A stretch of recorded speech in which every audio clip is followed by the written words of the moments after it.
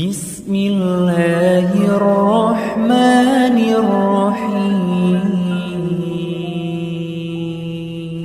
Ciri perempuan solehah yang menurut surat Ar-Rahman itu adalah hurum maqsuratun fil khiyam. Dia cantik, hurun, matanya lebar, cantik kan, simbol kecantikan. Dia cantik, tapi dia maqsuratun fil khiyam, nggak mau kelihatan orang. Coba, udah cantik nggak mau kelihatan orang, itu baru namanya perempuan siratum mustaqim. Belajar dari siapa? Belajar dari Maryam. Maryam itu cantik banget, tapi nggak mau kelihatan orang.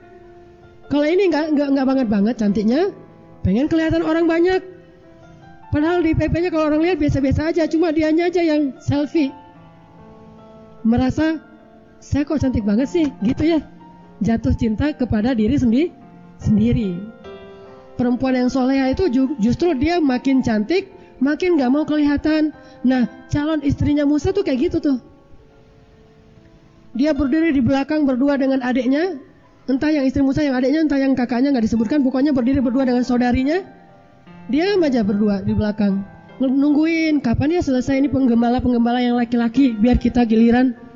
Datang Musa ke sana, ma khotbukuma, kenapa kalian, ada apa gitu. Kata mereka, coba lihat.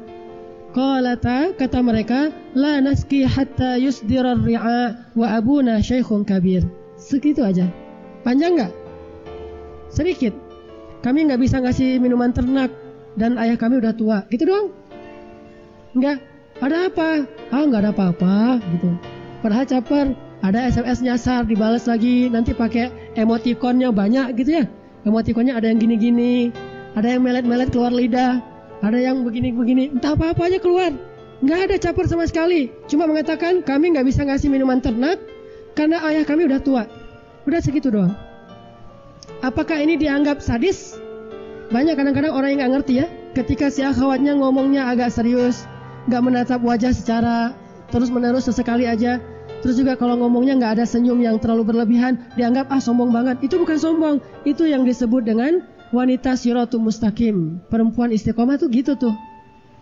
Kalau yang kalau yang dia tersenyum atau ini bukan juga nggak istiqomah, nggak. Boleh-boleh aja selama tidak berlebihan. Jangan juga berarti yang senyum-senyum, yang mungkin dia ramah, berarti dia orangnya nggak solehah. Belum tentu juga. Tetapi kalau kita lihat ikonnya di Al-Quran, kisah-kisahnya rata-rata kayak gitu tuh. Kami nggak bisa memberi minuman ternak dan bapak kami udah tua. Segitu aja. Apakah dilarang laki-laki ketemu dengan perempuan berbicara? Nggak dilarang. Apakah harus pakai hijab? Nggak harus pakai hijab. Istilah pakai hijab kayak gini nih di dalam masjid, ini baru ada setelah zaman Nabi. Di Masjid Nabawi ada hijab? Nggak ada hijab. Di masa Rasul di Masjid Nabawi itu nggak ada hijab. Apa buktinya? Satu, ketika ada seorang perempuan, anaknya Abu Lahab mengadu kepada Nabi karena dituduh sebagai anaknya Abu Lahab. Kata Nabi, besok kamu sholat berjamaah di masjid, duduk paling depan ya, biar kelihatan. Besok dia duduk paling depan. Sehingga Nabi mengatakan, wahai kaum muslimin, siapa yang mencela nasabku berarti dia mencela aku. Sesungguhnya semua nasab di hari kiamat terputus kecuali nasab Nabi Muhammad. Kata Umar, ya Rasulullah, siapa yang mencela nasabmu? Kasih tahu ke saya. Ya Umar, duduk. Wahai kaum muslimin, itu anak Abu Lahab. Siapa yang mencela dia karena bapaknya? Sesungguhnya dia adalah dari keluargaku dan keluargaku itu tidak terputus nanti di hari kiamat. Ditunjuk orangnya dan kelihatan, menunjukkan bahwa di Masjid Nabawi tidak pakai hijab. Yang pakai hijab di rumah Nabi. Kenapa? Khusus istri-istri Nabi. Kalau kalian bertanya kepada istri-istri Nabi, bertanyalah waraul hijab, di balik hijab. Itu pun gara-gara Tolha jatuh cinta kepada Aisyah. Asbabun nuzulnya kan gitu tuh. Tolha bilang apa? Kalau Rasulullah meninggal, saya bakalan menikahi Aisyah. Soalnya Rasulullah udah 60 tahun, Aisyah masih 16 tahun.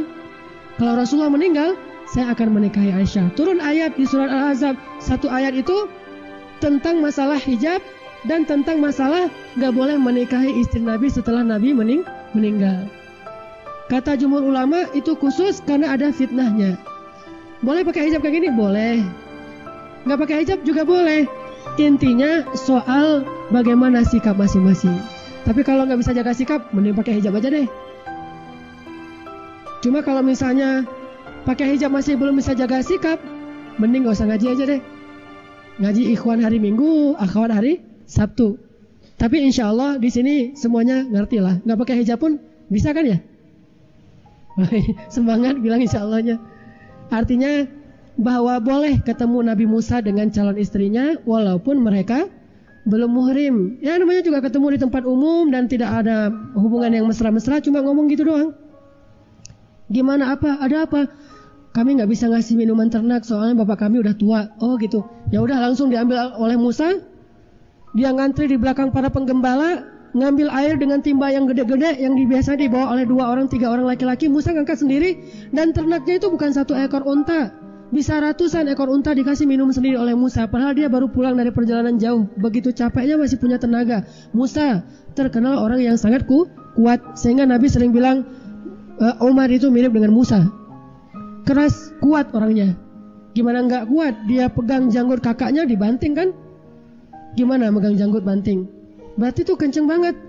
Ya ibna ummi la ta'khudz bilihyati, kata Harun. Harun itu kan orangnya lembut tuh. Wahai anak ibuku, jangan kau tarik janggutku. Lalu kenapa engkau biarkan mereka tersesat? Oh Musa, keras orangnya terhadap kebatilan. Aku sudah nasihati mereka. Wahai orang Bani Israel, wahai dan sebagainya. Ini menunjukkan bahwa Musa itu orangnya kuat, terlihat. Setelah itu Nabi Musa udah ngasih minuman ternak, dia langsung pergi. Nggak ada basa-basi yang lain. Duduk, ya Allah, saya lapar. Si perempuan-perempuan ini udah pulang. Tiba-tiba salah satu di antara mereka diutus oleh ayahnya datang lagi, alastihya. Datang kepada Musa malu-malu. Alastihya. Malu-malu datangnya. Gimana datang malu-malu? Gimana ya, wajahnya merah kan gitu kan ya? Gimana mau ketemu, soalnya nih bukan nggak kenal, orangnya keren lagi. Terus saya nggak pernah ketemu dengan cowok lagi, belum biasa. Kalau nggak malu-malu berarti udah biasa gaul sama laki-laki. Kalau ini istihya menunjukkan dia belum terbiasa berinteraksi dengan laki-laki, sehingga makanya kemarin pas mereka nikah nih yang tadi saya cerita akhwat, baru kenal sehari udah langsung khitbah. Pas mau ngasih makain mas kawin, kan ada semacam penyerahan mas kawin tuh, habis akad nikah, udah gitu cium tangan, salaman gitu ya. Pas mau salaman gimana? Lama. Mau salaman tuh gini-gini lama. Kayak ada magnet gitu, nggak dapat gitu ya. Lama gini, gimana rasanya? Aduh, gimana tuh rasanya tuh? Itu luar biasa. Ini istihya. Ini perempuan yang siratul mustaqim. Mau salaman sama suaminya aja di depan umum, karena belum pernah megang tangan laki-laki, itu malu-malu. Lama mau megang tangan tuh, yang laki-laki juga sama. Akhirnya pas salaman, kakunya minta ampun. Tapi di situ ketahuan betapa mereka menjaga diri. Ini baru namanya siratul Musa. Jalannya Musa dan jalannya istri Musa. Sehingga ketika dia mau menemui Musa, tamshi ala istihya, dia berjalan malu-malu, ragu-ragu. Gimana ini caranya? Gimana ngomongnya ya? Pas dia sampai di depan Musa, baru dia ngomong, sesungguhnya bapak saya mengundang kamu untuk ngasih ujrah. Ujrah itu kalau bahasa kita upah atas ternak yang kamu kasih minum tadi. Udah gitu doang ngomongnya. Akhirnya, oh ya sudah, Musa pergi. Jalannya gimana? Musa di depan, perempuan ini di belakang. Jalannya nggak bareng, nggak pakai daun pisang, hujan. Itu mahnya tenggelamnya kapal Van der Wijk ya. Nggak gitu-gitu amat. Saya dulu waktu SMP 3 kali khatam baca buku tenggelamnya kapal Van der Wijk karena saya senang sastra, jadi saya belajar dari Hamka. Kalau di versi bukunya pakai daun pisang. Kalau versi filmnya pakai payung tradisional. Nggak ada pakai daun-daun pisang, jalan deket-deketan, nggak ada. Yang satu di depan, satu di belakang. Karena makruh perempuan jalan di depan, laki-laki di belakang. Apalagi naik turun tangga. Makruh, bukan haram sih, tergantung kondisi. Apalagi kalau laki-lakinya nggak bisa jaga pandangan, sehingga si Nabi Musanya di depan, perempuannya di belakang. Nggak apa-apa kalau laki-laki di depan. Terus gimana tahu rumahnya? Tinggal bilang aja dari belakang, belok kanan, gitu kan? Belok kiri, lurus. Udah kayak navigator. Gimana? Turn left, turn right, strike apa? Belok kanan, belok kiri. Navigator kan gitu kan ya? Ya udah jadi navigator aja dari belakang. Dan itu adalah siratul mustaqim, cara laki-laki dengan perempuan yang belum saling kenal. Sampai di rumah, ayahnya ngobrol, ternyata mereka punya perhatian kepada Musa. Udah gitu pakai bahasa sindiran ke ayahnya. Ayah, apa? Kayaknya laki-laki itu baik dan dia kuat. Gimana kalau dia jadi pekerja aja menggantikan ayah? Kan ayah nggak sanggup ngasih minuman ternak, menggembala sendiri. Kami juga susah kalau perempuan. Dia kayaknya paling cocok tuh. Ayahnya paham. Bahasa kayak gini nih, bagi seorang perempuan pasti ada modus. Ketika dia bilang, Masya Allah orangnya baik ya, itu modus. Tapi bahasanya sopan, elegan. Bukan, aku pengen nikah sama dia, pokoknya aku kalau nggak sama dia nggak mau nikah. Nggak gitu-gitu amat. Ini mah anak yang manja, ini bahasanya elegan banget. Gimana kalau dia jadi pekerja kita? Ayahnya langsung paham. Kalau enggak, perempuan ini nggak akan pernah mengomentari seorang laki-laki kalau dia nggak tertarik. Dia mengomentarinya karena memang benar-benar nih laki-laki menawan, memang layak dikomentari. Siapapun perempuan yang ngelihat Musa dan dia masih single, pasti akan mengomentari Musa.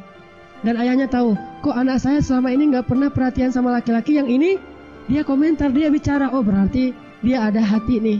Orang dulu kan gitu kan. Saya pernah dengar cerita sepupu saya mau nikah perempuan sepupu saya.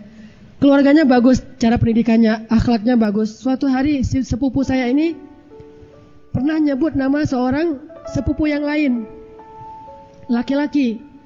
Kata mamanya, saya belum pernah dengar loh dia nyebut tentang seorang laki-laki, baru kali ini. Kayaknya kita jodohin yuk, dia sama sepupunya. Nah ini berarti menunjukkan perempuan ini selama ini terjaga. Sekali dia nyebut laki-laki itu gara-gara dia tertarik dan orang tuanya langsung ngerti. Sedangkan kalau udah biasa, kamu serius gak sih? Kamu serius gak sih? Ditanya kayak gitu, kalau kayak gitu tuh berarti udah biasa tuh. Soalnya seringnya gak serius. Wahai ayah, boleh nggak dia jadi pekerja di rumah kita? Kata ayahnya, wahai Musa, bukan ditawarkan jadi pekerja, ditawarkan jadi suami, tapi dengan cara maharnya bekerja. Lebih cerdas lagi nih si bapak. Calon mertuanya cerdas banget ya. Jadi sekali gitulah. 2-3 pulau terlampaui. Wahai anak muda. Kalau bahasa di drama-drama radio, wahai kisanak gitu ya. Maukah engkau menikah dengan putriku? Sesungguhnya kami ini orang baik, kan gitu kata dia. Sesungguhnya kami ini orang baik, maksudnya sesungguhnya aku dan putri-putriku ini orang yang terjaga. Putriku itu bukan orang-orang yang sembarangan, bukan perempuan yang biasa. Dia orang yang aku jaga sejak dia kecil. Maukah engkau menikah dengan putriku? Dengan mahar bekerja selama 8 tahun atau 10 tahun, terserah kamu. Terserahnya 8